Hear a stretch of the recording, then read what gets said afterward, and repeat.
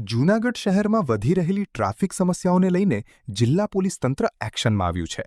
આ મુદ્દે એસપી સુબોધ ઓડેદરા અને ટ્રાફિક ડીવાયએસપી પટ્ટણીની હાજરીમાં વિશેષ બેઠક યોજાઈ હતી, જેમાં ઓટો રિક્ષા એસોસિએશનના પ્રતિનિધિઓ, રિક્ષા ચાલકો અને ડીજે સંચાલકો જોડાયા હતા। બેઠકમાં સ્પષ્ટ જણાવવામાં આવ્યું કે શહેરના મુખ્ય માર્ગો અને 4 રસ્તાઓ પર ટ્રાફિક સિગ્નલો કાર્યરત કરવામાં આવશે અને ટ્રાફિક નિયમોનું કડક પાલન કરવામાં આવશે। નિયમોનો ભંગ કરનાર સામે દંડાત્મક અને કાયદેસરની કાર્યવાહી હાથ ધરાશે। ઓટો રિક્ષા ચાલકોને બસ સ્ટોપ, હોસ્પિટલ, શાળા, કોલેજ અને જાહેર સ્થળો નજીક મનફાવે ત્યાં વાહનો ઊભા ન રાખવા સૂચના આપવામાં આવી છે। સાથે જ ડીજે સંચાલકોને પણ જાહેર કાર્યક્રમો દરમિયાન ટ્રાફિકમાં અવરોધ ન ઊભો થાય તેની જવાબદારી સોંપવામાં આવી છે। બેઠક દરમિયાન એસટી ડેપો, રેલવે સ્ટેશન અને ગાંધી ચોક વિસ્તારમાં ખાનગી વાહનો દ્વારા થતા ગેરકાયદેસર મુસાફર પરિવહન અને પાર્કિંગ મુદ્દે પણ રજૂઆતો કરવામાં આવી હતી। પોલીસે આવા તમામ કિસ્સાઓ સામે કડક કાર્યવાહી કરવાની ખાતરી આપી છે। જૂનાગઢને ટ્રાફિક મુક્ત અને સુવ્યવસ્થિત બનાવવા માટે હવે નિયમિત ટ્રાફિક ડ્રાઇવ, સીસીટીવી દેખરેખ અને ઈ-ચલણ જેવી કામગીરી વધુ સઘન બનાવવામાં આવશે। પબ્લિકને આપણા લીધે કોઈ તકલીફ ન પડે, પહેલો મુદ્દો ટ્રાફિકનો છે। સાહેબે કીધું એમ રિક્ષાઓ આપણે આડેધડ પાર્ક ન કરીએ, પેસેન્જરને જે નિયત આપણા રિક્ષા સ્ટેન્ડ છે, નિયત રિક્ષા સ્ટેન્ડ ઉપર આપણે પાર્કિંગ કરીએ, બરાબર છે। આપણા જે સાથી મિત્રો છે રિક્ષાવાળા, એ બધાને સમજાવીએ કે ભાઈ બિનજરૂરી આપણે કોઈ પણ ટર્ન ઉપર કે અહીંયા કે ત્યાં કે તમે પેસેન્જર ઉતારો તો ટર્ન હોય તો એનાથી સહેજ આગળ લઈ જઈને તમે પેસેન્જર ઉતારો 2 મિનિટ માટે, અડધી મિનિટ માટે પેસેન્જરને તમે બેસાડી લો પાછા, બરાબર છે। સાદું આપણે એકબીજાની સાથે આમાં સહકારથી કામ કરીશું તો એક સારી સિસ્ટમ શહેર માટે આપણે ઊભી કરી શકીશું। ડીજેનું સાહેબે કીધું, જે રિક્ષામાં સ્પીકર છે રાત્રે 12-2 વાગે બધાય હોય એવું ન હોય, 2-5% દરેક જગ્યાએ હોય, બરાબર છે। પોતે એકલો જતો હોય તો મસ્તીમાં પણ અડધું ગામ રાત્રે સૂઈ ગયું હોય અને કોઈકના આપણા ઘર પાસેથી કોઈક મોટા અવાજે વગાડતું જતો હોય તો આપણને તકલીફ થાય ને કંઈ। બાળકો વાંચતા હોય, કોઈક ઉંમરલાયક હાજા માંદા હોય તો એ સુવાનું ઓલું કરતા હોય, ઊંઘ બગડે કોઈકની, તો આપણા મનોરંજન માટે છે તો ધીમા અવાજે આપણે સાંભળી શકીએ ને। ઘરમાં તો આપણે ફૂલ અવાજે વગાડતા નથી, તો રોડ ઉપર વગાડીએ એ ઉચિત નથી, બરાબર છે। મૂળ વસ્તુ આટલી જ છે, એકબીજા સાથે સહકારથી કામ કરીએ। ડીજે માટે તમારે જે છે સાહેબે કીધું, તમને ક્યાંય એવું લાગતું તો તમે તમામ થાણા અધિકારી ABC, ટ્રાફિક પીઆઈ છે, પીએસઆઈ છે, એમનો નંબર લઈ લ્યો, એમને તમે કહો, બરાબર છે। અધિકારીઓ છે, અધિકારીઓ તરત જ્યાં લાગતું હશે કે ભાઈ આ જગ્યાએ અધિકારીએ ક્યાંક દખલ કરવાની જરૂર છે તો અધિકારી દખલ કરશે। ખ્યાલ આવ્યો? તમારા કંઈક પ્રશ્નો હશે તો એની માટે અમે છીએ। અમારા પ્રશ્નો એટલે પબ્લિકના પ્રશ્નો છે, બરાબર છે। આ બધી વસ્તુ ન થાય એની માટે જ એકબીજા સાથે સહકારથી સમજણથી આપણે ચાલીએ।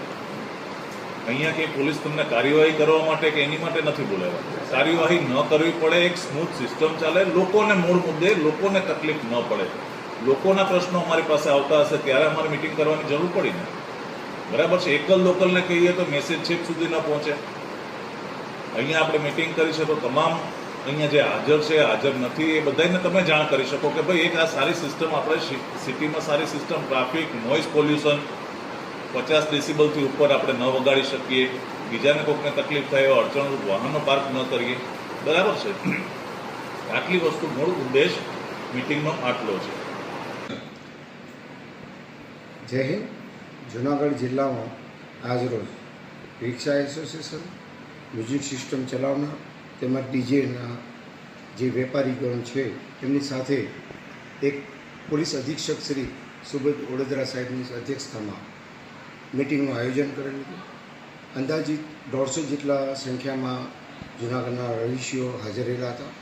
તેમાં જે ટ્રાફિક નિયમન કરવા બાબતમાં જે પોતે રિક્ષા એસોસિએશનનો નંબર પ્લેટ તેમજ પાર્કિંગ સુવ્યવસ્થિત કરવા માટેની સૂચનાઓ આપવામાં આવી અને પ્રજાને નડતરરૂપ ન થાય તેમજ રિક્ષા જે બહારથી આવે છે, જે ગેરકાયદેસર રીતે લાઇસન્સ ધરાવતા નથી અથવા તો તેમની નંબર પ્લેટમાં ખામી હોય છે અથવા તો ગમે ત્યાં પાર્કિંગ કરે છે, જેના કારણે જૂનાગઢના રિક્ષા ડ્રાઈવરોની કમ્પ્લેઇન હોય, જેથી આવનાર દિવસોમાં અમે સખત પગલાં લેવાના છીએ અને ડ્રાઈવનું આયોજન કરવાના છીએ।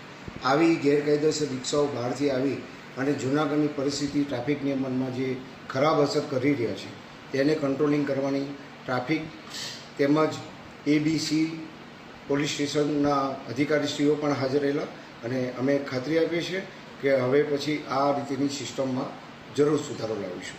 ચોક્કસ તેમને જે રજૂઆત હતી રિક્ષા ડ્રાઈવર તરફથી કે એમને જે મળેલી વસ્તુઓ છે રિક્ષામાં, જે નેત્રમ શાખા તરફથી રજાની વસ્તુ જે પરત આપેલી હતી તેની પણ અમારા એસપી સાહેબે સરાહના કરી છે. અને અમે તમામ એવા રિક્ષા ડ્રાઈવરોનું સરસ અને તેમને અભિનંદન આપીએ છીએ કે એવી સરસ કામગીરી કરવા બદલ અમે આભારી છીએ. અને અમે પણ તેરા તુચકો અર્પણમાં આવા જે રહીશીઓના જે મિલકત છે, પ્રોપર્ટી છે, અગત્યના કિંમતી દાગીના, રૂપિયા એ પણ અમે પરત આપીએ છીએ. મોબાઈલ જેવી વસ્તુ, લેપટોપ જેવી વસ્તુ, જેના કારણે હાલમાં જ નેત્રમ શાખાને 19માં એવોર્ડ મળેલો છે. ડીજે જે રાત્રે વગાડે છે તેમાં પણ અમે સૂચનાઓ આપી છે કે ભાઈ ડીજે એ સુપ્રીમ કોર્ટની ગાઈડલાઇન હેઠળ 10:30 વાગ્યા સુધીમાં તે વગાડવાનું રહેશે.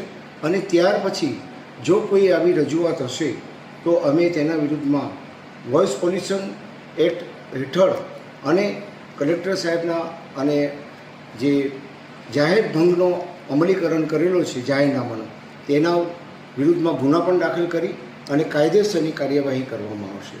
સાથે જે પણ ડીજે વાગે અને પોતાનો ફેરો ભરીને ખાલી રોડ પરથી નીકળતા હોય અને વગાડતા હોય, પોતાની કંપનીની એડવર્ટાઇઝ કરતા હોય તેવા લોકોને પણ સખત સૂચના આપવામાં આવી છે કે આ રીતેની પ્રવૃત્તિ કરતા હોય તેઓએ પોતાની ભૂલો સુધારી લેવા સખતમાં સખત સૂચના આપવામાં આવે છે.